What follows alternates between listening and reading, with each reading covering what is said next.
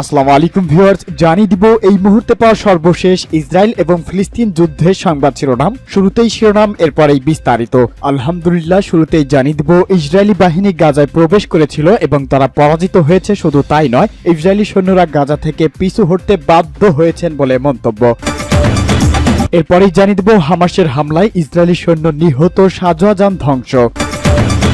পরেই জানিয়ে দেব একটি সুখবর, আলহামদুলিল্লাহ চেনা মানচিত্র থেকে মুছে দেওয়া হলো ইসরায়েলের নাম।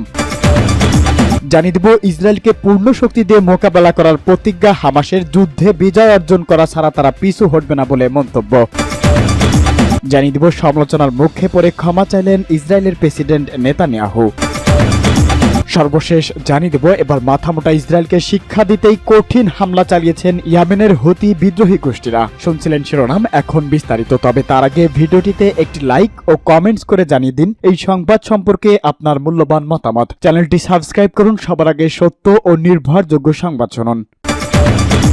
শেষ সীমা অতিক্রম করেছে ইসরায়েল, এখনই ব্যবস্থা নেওয়ার হুঁশিয়ারি ইরানের। অবরুদ্ধ গাজা উপত্যকা ইসরায়েলি সীমান্ত অতিক্রম করেছে এবং যা প্রত্যেককে ব্যবস্থা নিতে বাধ্য করতে পারে বলে হুঁশিয়ারি দিয়েছেন ইরানের প্রেসিডেন্ট ইব্রাহিম রাইসি। সামাজিক যোগাযোগ মাধ্যম এক্সে দেওয়া এক পোস্টে এই হুঁশিয়ারি দিয়েছেন তিনি। রাইসি লিখেছেন, ইহুদিবাদী গোষ্ঠীর অপরাধযোগ্য চূড়ান্ত সীমা অতিক্রম করেছে যা সবাইকে ব্যবস্থা নিতে বাধ্য করতে পারে। ওয়াশিংটন আমাদের কোনো কিছু না করার আহ্বান জানিয়েছেন, কিন্তু ইসরায়েল তার ব্যাপক সহায়তা দিয়ে যাচ্ছেন।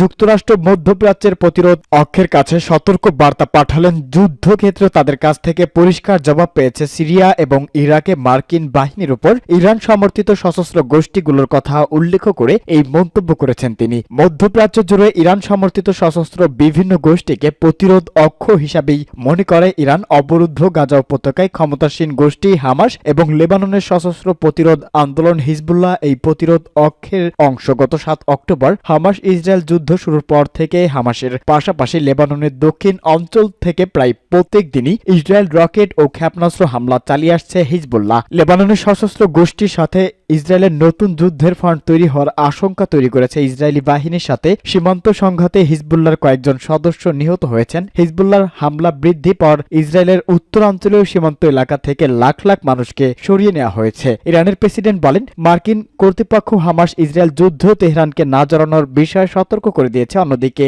এই যুদ্ধকে আঞ্চলিক রূপ দিতে ইসরায়েলকে অব্যাহতভাবে সহায়তা দিয়ে আসছেন বাইডেন। হামাসের হামলায় ইসরায়েলি সৈন্য নিহত, সাজোয়া যান ধ্বংস।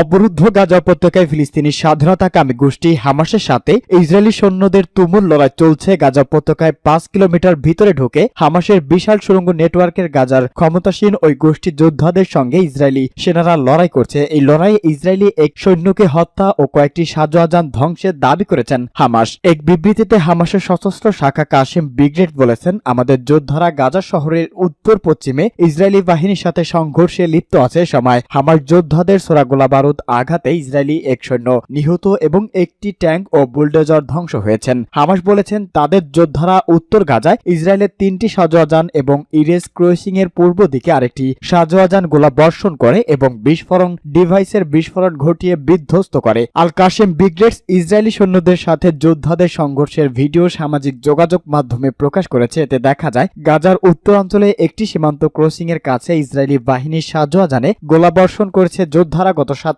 অক্টোবর হামাস ইসরায়েল যুদ্ধ শুরুর পর থেকে গাজা উপত্যকায় নির্বিচারে হামলা চালিয়ে আসছে ইসরায়েল বাহিনী। এবার কঠিন জবাব দিচ্ছে হামাস এবং হিজবুল্লাহ সশস্ত্র গোষ্ঠী। এবার চীনা মানচিত্র থেকে মুছে দেওয়া হলো ইসরায়েলের নাম। চীনা মানচিত্রগুলো থেকে ইহুদি রাষ্ট্র ইসরায়েলের নাম মুছে দেওয়া হয়েছে। ফিলিস্তিনের স্বাধীনতাকামী সংগঠন হামাসের সঙ্গে চলমান ইসরায়েলিদের যুদ্ধের মধ্যে চীনের কয়েকটি কোম্পানি মানচিত্রে এমনটি দেখা গেছে। মার্কিন সংবাদ মাধ্যম ওয়াল স্ট্রিট জার্নালের প্রতিবেদনে এ তথ্য জানানো হয়েছে। এতে বলা হয়, চীনের কোম্পানি বাইদু ডিজিটাল মানচিত্রের ইসরায়েলের ভূখণ্ড দেখলেও নাম উল্লেখ করা হয়নি। এদিকে আলিবাবার মানচিত্রে লুক্সেমবার্গের মতো ছোট দেশের নাম উল্লেখ থাকলেও ইসরায়েলের নাম দেখা যায়নি। এই পরিবর্তনে কিছু চীনা ইন্টারনেট ব্যবহারকারীর চোখে পড়ায় একটি নিয়ে আলোচনা শুরু হয়। এ নিয়ে বাইদু ও আলিবাবার পক্ষ থেকে আনুষ্ঠানিকভাবে কিছু বলা হয়নি। হামাসের সঙ্গে যুদ্ধ শুরুর পর থেকে যুদ্ধবিরতির কথা বলে আসছে চীন, তবে গত কয়েক সপ্তাহ বেইজিং জানায় ইসরায়েলের আত্মরক্ষার অধিকার রয়েছে। এর আগে চীনের প্রেসিডেন্ট শি জিনপিং মিশর এবং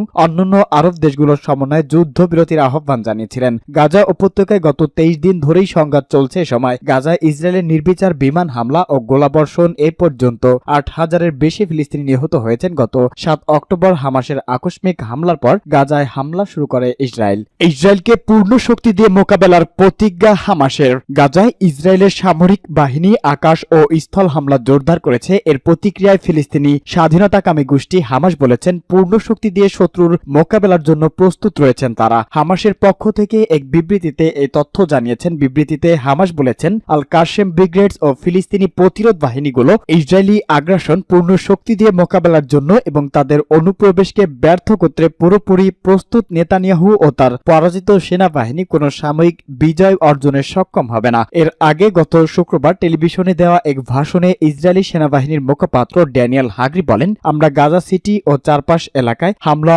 অব্যাহত রাখব। 3 সপ্তাহ ধরে গাজায় ফিলিস্তিনি স্বাধীনতাকামী সশস্ত্র গোষ্ঠী হামাসের সঙ্গে যুদ্ধ চালিয়ে যাচ্ছেন ইসরায়েল। গত 7 অক্টোবর থেকেই চলমান ইসরায়েল হামলায় এখন পর্যন্ত 8,500-এর বেশি ফিলিস্তিনি নিহত হয়েছেন বলে দাবি গাজার স্বাস্থ্য মন্ত্রণালয়ের। সমালোচনার মুখে পড়ে ক্ষমা চাইলেন ইসরায়েলের প্রেসিডেন্ট নেতানিয়াহু। হামাসের হামলা ঠেকাতে ব্যর্থতার জন্য সেনাবাহিনী ও গোয়েন্দা সংস্থাকে দোষারোপ করার পর সমালোচনার মুখে আবারও ক্ষমা চাইলেন ইসরায়েলের প্রধানমন্ত্রী বেনিয়ামিন নেতানিয়াহু। এর আগে তিনি বলেছেন হামাসে আতর্কিত হামলার বিষয়ে তাকে কখনোই সতর্ক করেননি গোয়েন্দা কর্মকর্তারা। এ বিষয় নিয়ে তিনি আবারও সামাজিক যোগাযোগ মাধ্যমে মানুষের কাছে ক্ষমা চেয়েছেন। তিনি বলেছে, এটা আমার ভুল বক্তব্য, এর জন্য আমি ক্ষমা প্রার্থনা করি। এবার ইসরায়েলি হুতিদের হামলা। ইসরায়েলের দক্ষিণাঞ্চলীয় লোহিত সাগরের তীরবর্তী শহর ইলাতে ড্রোন হামলা চালিয়েছেন ইরান সমর্থিত ইয়ামানের হুতি বিদ্রোহী গোষ্ঠী। আজ এই ড্রোন হামলা চালানো হয়েছে বলে দাবি করেছেন হুতি বিদ্রোহীরা। ইয়েমেনের হুতি নেতৃত্বাধীন সরকার প্রধানমন্ত্রী আবদেল আজিজ বিন হাফতর ফরাসি বার্তা সংস্থা এএফপি-কে এই হামলার তথ্য নিশ্চিত করেছেন। ব্রিটিশ সংবাদ মাধ্যম বিবিসি জানায়, ইলাতের বাসিন্দাকে সতর্ক করে দিতে হামলার পর সাইরেন বাজানো হয়। এই হামলায় কোনো হতাহতের খবর পাওয়া যায়নি। ইলাত শহরটি জর্ডান এবং মিশরের সীমানার কাছে লোহিত সাগরের তীরে অবস্থিত। অবরুদ্ধ গাজা উপত্যকা থেকে শহরটি দূরত্ব প্রায় 200 কিলোমিটার। গাজা উপত্যকায় গত 23 দিন ধরে সংঘাত চলছে। এ সময় গাজায় ইসরায়েলের নির্বিচার বিমান, বোমা ও গোলাবর্ষণে এই পর্যন্ত 8,000-এর বেশি ফিলিস্তিনি নিহত হয়েছেন। গত 7 অক্টোবরের হামাসের হামলার পর গাজায় প্রথম হামলা শুরু করে ইসরায়েল।